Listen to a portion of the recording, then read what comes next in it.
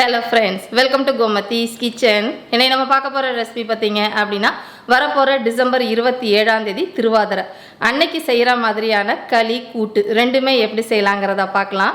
இன்னைக்கு செஞ்சிருக்கிற களி பாத்தீங்கன்னா பிகினர்ஸ்லாம் ஈஸியா செய்யற மாதிரி குக்கர்ல எப்படி செய்யலாம் அப்படிங்கற மெத்தட் தான் சொல்லி காட்டியிருக்கேன். இதே மாதிரி பாத்தீங்கன்னா நம்ம சேனல்ல திருவாதிரை களி வந்து பொங்கல் பானையில எப்படி செய்யணும்ங்கற மெத்தடும் போட்டுருக்கேன். அந்த ரெசிபியோட லிங்க் கீழே டிஸ்கிரிப்ஷன் பாக்ஸ்ல இருக்கு. விருப்பப்பட்டா செக் பண்ணி பாருங்க. இப்போ வாங்க இந்த களியும் கூட்டு ரெண்டுமே எப்படி செய்யலாங்கிறத பார்க்கலாம். கோமதிஸ் கிச்சனை சப்ஸ்கிரைப் பண்ணாதவங்க சப்ஸ்கிரைப் பட்டனை ப்ரெஸ் பண்ணிக்கோங்க. உடனுக்குடனே அப்டேட் வேணும் அப்படின்னா பக்கத்தில் இருக்க பெல் பட்டனில் ஆல்ங்கிற ஆப்ஷனை மறக்காமல் ப்ரெஸ் பண்ணி வச்சுக்கோங்க. இப்போ களி செய்கிறதுக்கு முன்னாடி நம்ம அரிசி பருப்பை வறுத்துக்கணும். அதுக்கு ஒரு பேனில் இன்னைக்கு களி செய்கிறதுக்குன்னு பார்த்தீங்கன்னா மெஷரிங் கப்பில் 1 கப் அளவுக்கு பச்சரிசி எடுத்துருக்கிறேன். இப்போ எந்த பச்சரிசி வேணால் எடுத்துக்கலாம். பச்சரிசி இல்லாத பட்சத்தில் நீங்கள் சோனா மசூரி அரிசி கூட எடுத்துக்கலாம், நல்லாயிருக்கும். இதை முதல் நாளே நல்லா கழுவி துணியில் காய வச்சு எடுத்து வச்சுக்கோங்க. இப்போ இதை வறுக்கிறதுன்னு பார்த்தீங்கன்னா ஒரு மிதமான தீயில பொரியரிசி மாதிரி பொரிஞ்சு வரணும். நிறமும் நல்லா பொன்னிறமாக வறுத்துக்கணும், ரொம்ப செவக்கணும்னு அவசியம் கிடையாது. இப்போ பார்த்தீங்கன்னா ஒரு 5 நிமிஷம் வறுத்துருந்தேன், நல்லா செவந்து வறுப்பட்டு வந்திருக்கு. இந்த அளவுக்கு வறுப்பட்டா போதும். இப்போ இந்த வறுத்த அரிசியை நல்லா ஒரு அகலமான தட்டுக்கு மாற்றி நல்லா ஆற வச்சுடுங்க. இப்போ இந்த அரிசி ஆறிக்கிட்டு இருக்க சமயத்துக்குள்ளே இந்த களிக்கு நம்ம பருப்பும் வறுத்துக்கணும், அதை வறுத்துக்கலாம். இன்றைக்கி செய்ய போகிற களிக்கு நான் எடுத்துருக்கிறதுன்னு பார்த்தீங்கன்னா 2 டேபிள் ஸ்பூன் அளவுக்கு பாசி பருப்பு எடுத்துருக்கிறேன். சில பேர் பருப்பு போடாமலும் செய்வாங்க, அதுவும் நல்லாயிருக்கும். இப்போ இந்த பருப்பையும் அதே மாதிரி நல்லா சவக்க மீடியம் ஃப்ளேம்லேயே வறுத்துக்கோங்க. இப்போ பார்த்தீங்கன்னா நல்லா சவந்து வறுப்பட்டுருச்சு இல்லையா, இந்த அளவுக்கு வறுப்பட்டால் போதும். இப்போ இந்த வறுத்த பருப்பை ஏற்கனவே நம்ம வறுத்து எடுத்து வச்சுருக்கிறோம் பார்த்தீங்களா, அந்த அரிசியோடைய இதையும் கலந்துருங்க. இப்போ இது ரெண்டும் நல்லா ஆறட்டும். ஆறுனதுக்கு அப்புறமா இதை உடைக்கணும். இதை ஆறிக்கிட்டு இருக்க சமயத்துக்குள்ளேயே பார்த்தீங்கன்னா இந்த களிக்கு நம்ம வந்து வெல்லத்தை கரைச்சி எடுத்து வச்சுக்கலாம். அதோட வெல்லத்தோட அளவுன்னு பார்த்தீங்கன்னா நம்ம 1 கப் அளவுக்கு அரிசி எடுத்துருக்கிறோம் இல்லையா, அதில் 2 பங்கு அளவுக்கு நம்ம வெல்லம் சேர்த்துக்கணும். இது வந்து பார்த்திங்கன்னா நல்ல தித்திப்பாக இருக்கும். உங்களுக்கு இனிப்பு கம்மியாக இருக்கணும் அப்படின்னா இன்னும் கொஞ்சம் கம்மி கூட பண்ணிக்கோங்க, நல்லாயிருக்கும். இப்போ இதில் வந்து பார்த்திங்கன்னா மெஷரிங் கப்பில் 1 கப் அளவுக்கு தண்ணி சேர்த்துக்கலாம். தண்ணியோட அளவும் ரொம்பவே முக்கியங்க. நம்ம அரிசி வேக வைப்போம் இல்லையா, அந்த தண்ணி நம்ம ஊற்றுற அளவு இந்த வெள்ளை தண்ணி அளவையும் சேர்ந்ததாக தான் இருக்கும் உங்களுக்கு. இப்போ அடுப்பு தீயை ஆன் பண்ணிவிட்டு இப்போ இந்த வெல்லத்தை கரைச்சா போதும், நம்ம பாகு காய்ச்ச போகிறது கிடையாது. இப்போ பார்த்தீங்கன்னா வெல்லம் நல்லா கரைஞ்சி இந்த அளவுக்கு வந்துருச்சு. இப்போ அடுப்பை ஆஃப் பண்ணி அப்படியே எடுத்து வச்சுருங்க. களி கிண்டுறப்ப நம்ம டைரெக்டாக அதிலேயே வடிகட்டிக்கலாம். இப்போ வந்து அரிசி பருப்பு நம்ம உடைக்கணும்னு சொல்லையா, அதுக்கு ஒரு மிக்சி ஜார் எடுத்து வச்சுட்டு ஆறுன வறுத்த அரிசி பருப்பு அதில் சேர்த்துக்கோங்க. இப்போ இதை உடைக்கிறதுன்னு பார்த்தீங்கன்னா ரவை பதத்துக்கு உடைச்சிக்கணும், ரொம்ப நைஸாக பொடிச்சு எடுத்துட வேண்டாம். இப்போ பார்த்தீங்கன்னா அரைச்சி எடுத்துகிட்டு வந்துட்டேன். பல்ஸில் அரைச்சிக்கோங்க, அப்படி இல்லைன்னா ஸ்பீடில் ஹை ஸ்பீடில் இல்லாமல் ஒரு ஸ்பீட்லேயோ செகண்ட் ஸ்பீட்லேயோ வச்சு அரைச்சிங்கன்னா இந்த மாதிரி ரவை மாதிரி உடச்சி வந்திருக்கும். ரொம்ப நைஸாக அரைச்சிட்டிங்கன்னா களியோட டேஸ்ட்டு நல்லா இருக்காது. இப்போ களி கிண்டுறதுக்கு ஒரு பாத்திரம் எடுத்து வச்சுருக்கிறேன். இதில் நம்ம தண்ணி சேர்த்துக்க போகிறோம். எந்த கப்பில் நீங்கள் அரிசி எடுத்தீங்களோ அதே கப்பில் தான் தண்ணி அளந்துக்கணும். நான் வந்து 5 கப்பு தண்ணி ஏற்கனவே அளந்து எடுத்து வச்சுருக்கிறேன், அதை வந்து இதில் சேர்த்துக்கிறேன். நல்ல ஒரு அடிகனமான பாத்திரமாக எடுத்துக்கோங்க, அப்போ தான் களி உங்களுக்கு கிளறப்ப அடி பிடிக்காமல் இருக்கும்.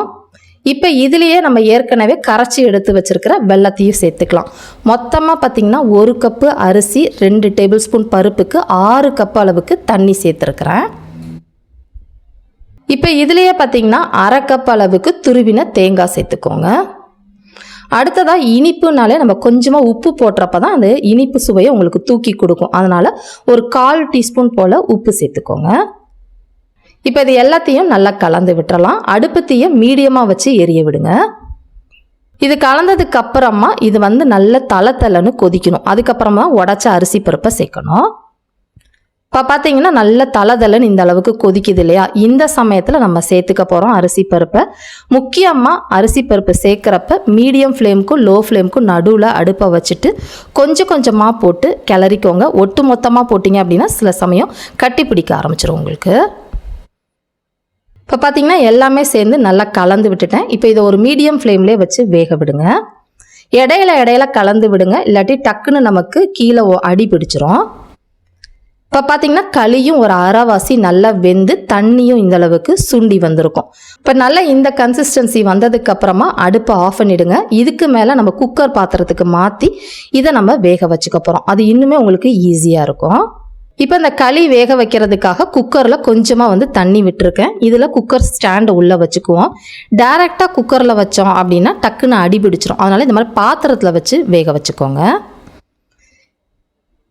அதே மாதிரி இந்த வெந்த களியை போடுறப்ப பார்த்தீங்கன்னா இந்த பாத்திரம் நிறக்க இல்லாத மாதிரி பார்த்துக்கோங்க. முழுசாக வச்சிங்கன்னா வேகிறப்ப கீழே வழிஞ்சு வந்துடும். அதனால் அதில் ஒரு 3/4 வாசியோ இல்லை பாதி இருக்கிற மாதிரி களி இருக்கிற மாதிரி பாத்திரத்தை வச்சுக்கோங்க. இப்போ இதை திறந்தே வச்சு வேக வைக்க வேண்டாம். இதை மேலே ஒரு மூடி போட்டு மூடிக்கலாம். இப்போ நம்ம குக்கரை மூடிட்டு ப்ரெஷர் வச்சுட்டு ஒரு மீடியம் ஃப்ளேமில் 2 விசில் விடுங்க. நல்லா பக்குவமாக அடி பிடிக்காமல் உங்களுக்கு நல்லா வெந்து வந்துடும். இப்போ பார்த்தீங்கன்னா நான் ஒரு 2 விசில் வச்சுருந்தேன். ப்ரெஷர் தன்னால் ரிலீஸ் ஆனதுக்கப்புறமா குக்கரை ஓப்பன் பண்ணி உங்களுக்கு காட்டுறேன். இப்போ பார்த்தீங்கன்னா களி நம்மளுக்கு கரெக்டாக பக்குவமாக வெந்து வந்திருக்கும். ரொம்ப இருகலாகவும் இருக்காது, ரொம்ப தண்ணியாகவும் இருக்காது. நல்லா பர்ஃபெக்டாக உங்களுக்கு இந்த அளவுக்கு வெந்து வந்திருக்கும். இப்போ இந்த களியில் நம்ம முந்திரி பருப்பு இதெல்லாம் தாளித்து சேர்க்கணும். அதனால் ஏற்கனவே களி கிண்டின பாத்திரத்தை கழுவி வச்சுருக்கிறேன். இதில் ஒரு 3 டேபிள் ஸ்பூன் நெய் சேர்த்துருக்குறேன். இந்த நெய் காஞ்சதுக்கு அப்புறமா உங்களுக்கு எவ்வளோ தேவையோ முந்திரி பருப்பு உடச்சிட்டு சேர்த்துக்கோங்க. இப்போ லைட்டாக இது செவந்து வரட்டும். நெய்யும் உங்களுக்கு எவ்வளோ வேணுமோ அதுக்கேற்ற மாதிரி சேர்த்தா போதும். பொங்கலுக்கு ஊற்றுற மாதிரி ரொம்ப அதிகமாக ஊற்ற வேண்டாம், கம்மியாக சேர்த்தாலே களி நல்லாயிருக்கும். இப்போ பார்த்தீங்கன்னா முந்திரி பருப்பு நல்லா செவந்து வந்துருச்சு. இப்போ வேக வச்ச களியை இதில் சேர்த்துக்கோங்க. களியை இதில் சேர்க்குறப்ப அடுப்பு தீயை சிம்மில் வச்சுருங்க, மீடியமில் வைக்க வேண்டாம்.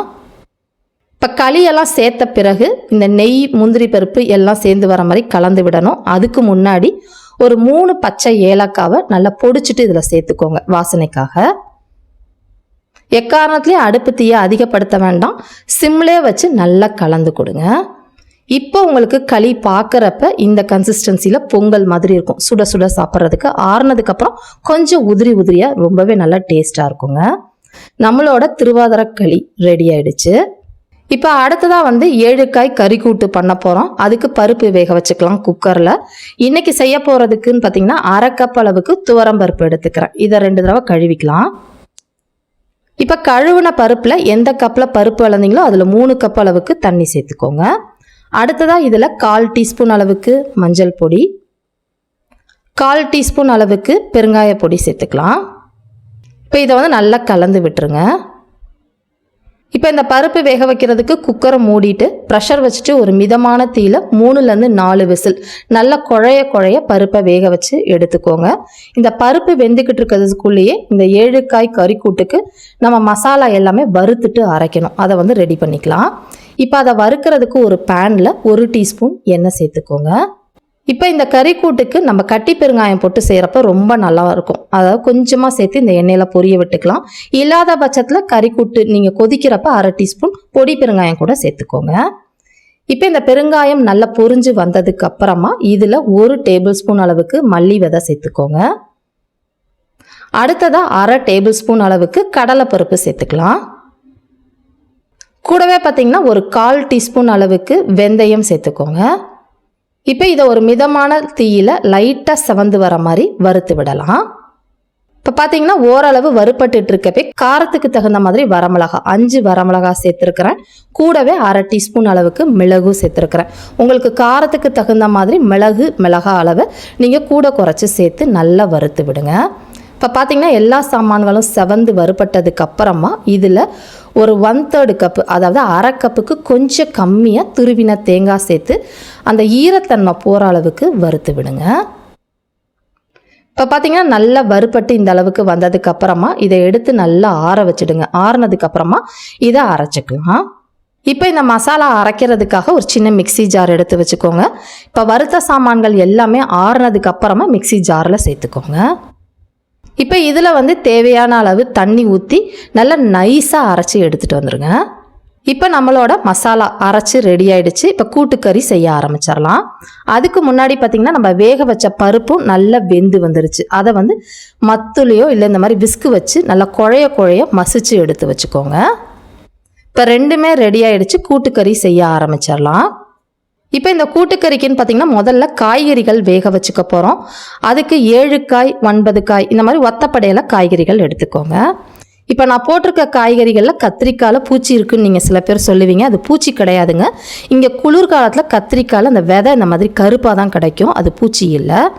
நான் வந்து பார்த்திங்கன்னா பரங்கிக்காய், பூசணிக்காய், கத்திரிக்காய், சக்கரவள்ளி கிழங்கு, வாழைக்காய், முருங்கைக்காய், மாங்காய் 7 காய் சேர்த்துருக்குறேன். இப்போ இந்த கூட்டுக்கறிக்கு தேவையான அளவு உப்பு 1 டீஸ்பூன் சேர்த்துக்கோங்க. தண்ணி அது காய்கறிகள் முழுகிற அளவுக்கு விட்டால் போதும். இப்போ இதுலேயே பார்த்தீங்கன்னா நம்ம அரைச்சி வச்சுருந்த அந்த மசாலாவையும் நல்லா சுத்தமாக வழிச்சிட்டு இதில் சேர்த்துக்கோங்க.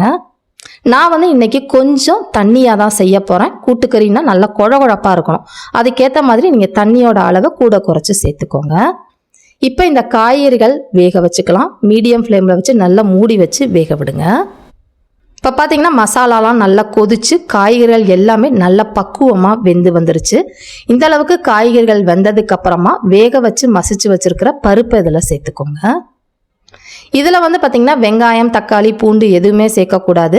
இது புளிப்புக்குன்னு பார்த்திங்கன்னா புளி தான் நம்ம கரைச்சிட்டு சேர்க்கணும். புளியோட அளவுன்னு பார்த்திங்கன்னா ஒரு பெரிய நெல்லிக்காய் அளவுக்கு புளியை கரைச்சி எடுத்து வச்சுருக்கிறேன், அதில் சேர்த்துக்கிறேன்.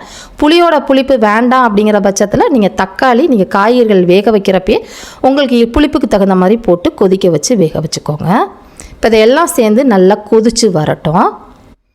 இப்போ இதில் இருக்கிற அந்த இனிப்பு, புளிப்பு, காரம் எல்லாத்தையும் பேலன்ஸ் பண்ணுறதுக்காக ஒரே 1 டீஸ்பூன் அளவுக்கு வெல்லம் பொடிச்சது சேர்த்துருக்குறேன். இது போடுறப்ப சுவையை தான் அதிகப்படுத்துமே உள்ள உங்களுக்கு இனிக்காது.